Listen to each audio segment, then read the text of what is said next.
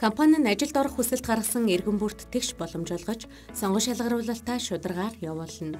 Ажилд сонгон шалгаруулж авахдаа мэрэгжил, ур чадвар, ажлын үр бүтээл, ёс зүйн байдлыг эрхэмлэн, ач холбогдол үзүүлэхэд сонгон шалгаруулалтын журам учрна. Сонгон шалгаруулалтыг журмын дагуу гүйцэтгэсний дараагаар эрүүл мэндийн байгууллагад урьдчилсан үзлэгт хамруулна. Сонгогдсон ажил хоригч шаардлагатай бичиг баримтуудыг бүрдүүлж, хувийн хэргийг нээх.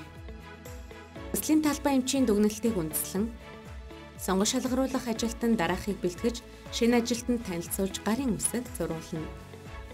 1. Хөдөлмөрийн гэрээ. 2. Ажилд авах тухай тушаал. 3. Эд хөрөнгийн бүрэн хариуцлагын гэрээ. 4. Ажлын байрны тодорхойлолт. 5. Нууцлалын гэрээ.